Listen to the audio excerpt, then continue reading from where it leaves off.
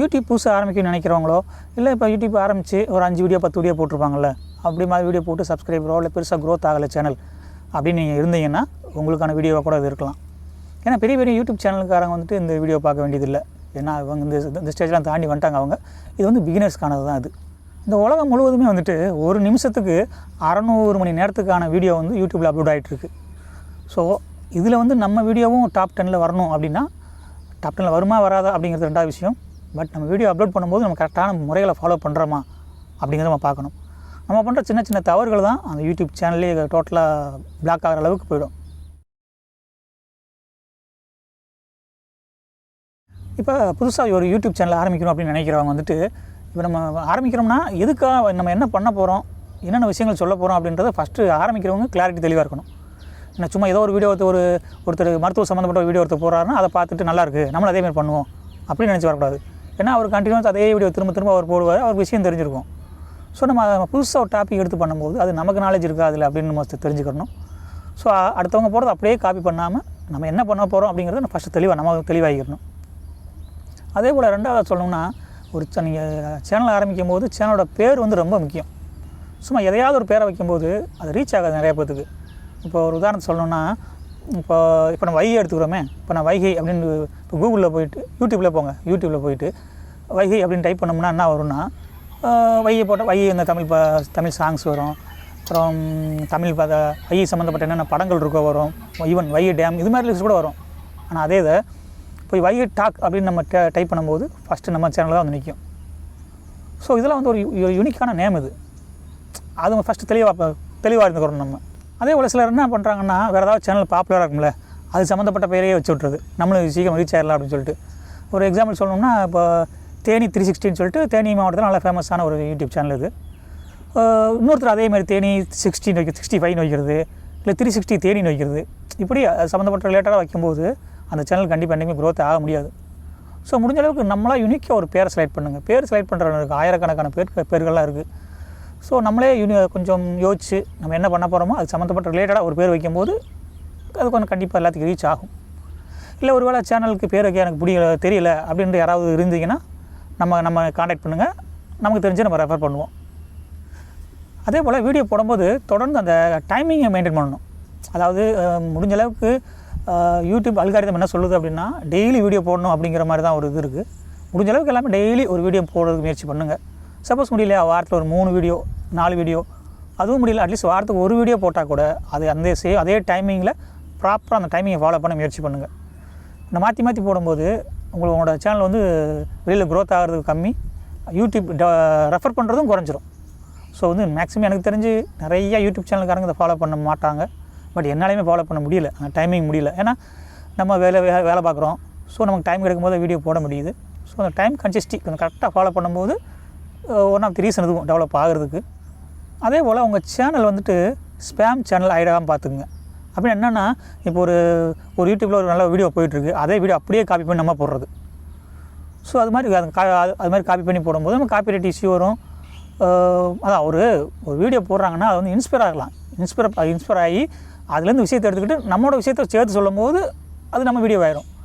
டோட்டலாக அதில் வந்துட்டு இன் அண்ட் அவுட் எல்லாத்தையும் அப்படியே காப்பி பண்ணி இப்படியே நீங்கள் போடும்போது உங்களோட சேனல்லே வந்து ஸ்கேம் லிஸ்ட்டில் வச்சுருவாங்க.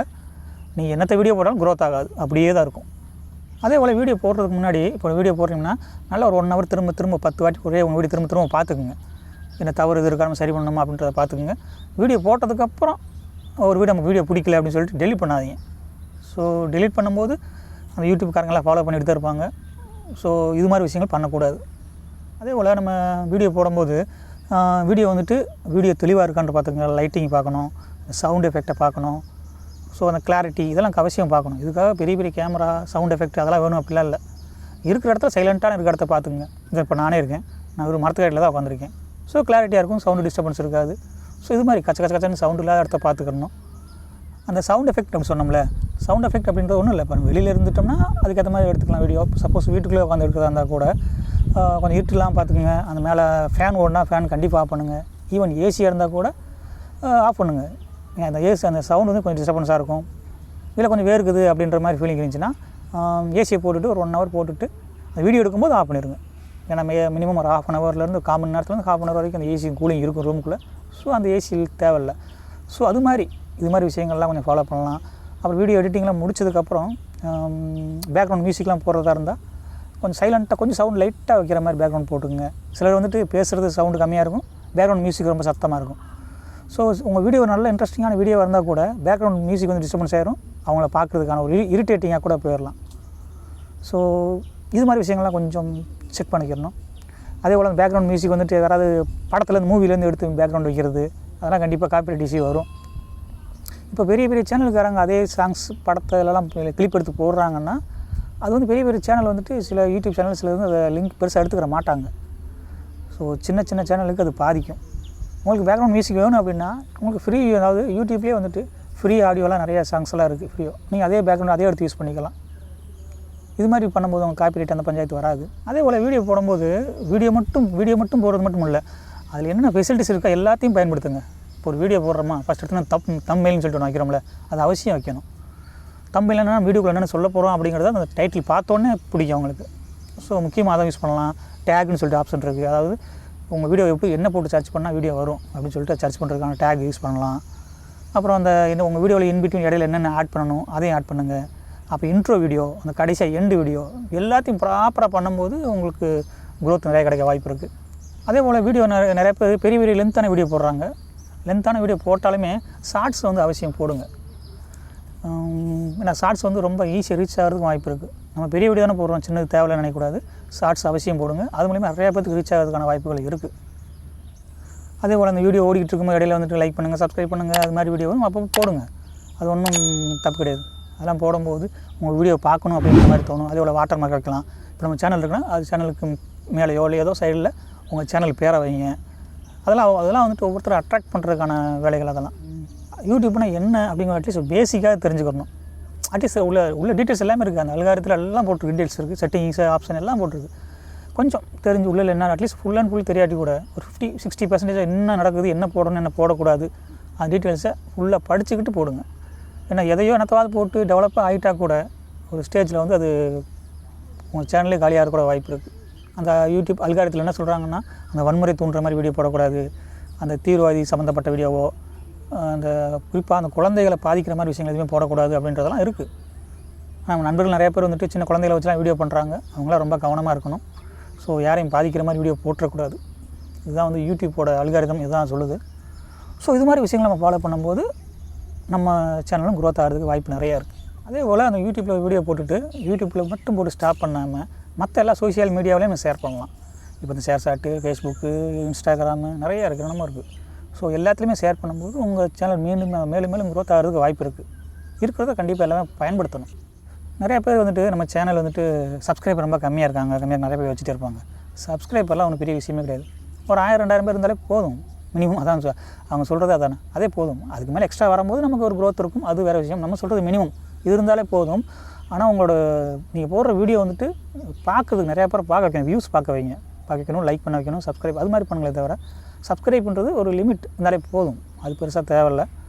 உங்கள் வீடியோ வந்து நிறையா பேர் பார்க்க வைக்கணும், அதுக்கான வேலை என்ன அப்படிங்கிறபோது உங்கள் வீடியோ வந்துட்டு ஒரு கண்டென்ட் நல்ல விஷயமா இருக்கணும். நம்ம ஏற்கனவே சொன்ன மாதிரி வீடியோ வேறவங்க போட்டோ திருப்பி காப்பிரைட் பண்ணால் தூக்கி போட்டு காப்பிரைட் இஷ்யூ வராமல் பார்த்துங்க. அது முடிஞ்ச அளவுக்கு மெயினாக வந்துட்டு யூடியூப்பில் என்ன போடுறோம், உள்ள என்னென்ன செட்டிங் இருக்குன்றதை தெரிஞ்சுக்கிட்டாலே நீங்கள் வந்துட்டு நல்ல க்ரோத் ஆன மாதிரி தான். நிறையா பேர் ஆரம்பிச்சுட்டு போட்டுட்டு என்ன எதுக்கு பண்ணுறாங்க, உள்ள என்னென்ன செட்டிங் இருக்குன்னு தெரிய மாட்டேங்குது. ஸோ இருக்கிற ஆப்ஷன் எல்லாத்தையும் பயன்படுத்தும் போது கண்டிப்பாக க்ரோத் ஆகும். இப்போ நம்ம முடிஞ்ச அளவுக்கு ஒரே மாதிரி வீடியோ போட பாருங்கள். இப்போ ஃப்ளாக் பண்ணுறீங்க, ஒரு கேமரா தூக்கிட்டு ரோட்டில் ஓடுவாங்கள்ல, இப்போ அங்கே போய் சாப்பாடு நல்லா இருக்குது, அது நல்லா போடுறாங்கல்ல, அது ஓகே தான். இப்போ அதேமாதிரி இப்படி தொடர்ந்து திரும்ப அதே பல இடங்களில் போகணும், ட்ராவல் பண்ண வேண்டியது நிறைய விஷயங்கள்லாம் இருக்குது. ஸோ அதெல்லாம் யோசிக்க வேண்டியது தொடர்ந்து அது மாதிரி போடலாம். இல்லைனா ஒருத்தவங்க இப்போ மருத்துவம் சம்மந்தப்பட்ட வீடியோ போடுறாங்க, தொடர்ந்து அதே திரும்ப போட்டுகிட்டே இருக்கணும். அதே வீடியோ இல்லை, அது மாதிரி வேறு வீடியோ. இப்போ ஒரு நாளைக்கு மருத்துவம், ஒரு நாளைக்கு இந்த வேறு வீடியோ, ஒரு நாளைக்கு நான் கோயிலுக்கு போகிறேன், அங்கே போகிறேன், நான் அந்த கிச்சன் டூரு அப்படிலாம் சொல்கிறாங்கல்ல, மாற்றி போடும்போது பார்க்குறவங்களோட ஆடியன்ஸ் வந்து கன்ஃபியூஸ் ஆகும், குழப்பமாகும். ஸோ இது வந்து யூடியூப் வந்து பெருசாக ரெஃபர் பண்ணுறதுக்கான வாய்ப்பு குறையும். ஸோ முடிஞ்ச அளவுக்கு ஒரு டாப்பிக்னு எடுத்துட்டிங்கன்னா கடைசி வரைக்கும் ஒரே மாதிரி அதே டாப்பிக்குள்ளே திரும்ப வீடியோ போடும்போது கொஞ்சம் நல்லா ரீச் ஆகிறதுக்கு வாய்ப்பு நிறையா இருக்குது. சொல்லியிருக்கோம்ல சில பாயிண்ட்ஸ், நீங்கள் இதை ஃபாலோ பண்ணாலே போதும், கண்டிப்பாக நான் எல்லாமே ஒரு நல்ல ஒரு லெவலுக்கு க்ரோத் ஆகும்.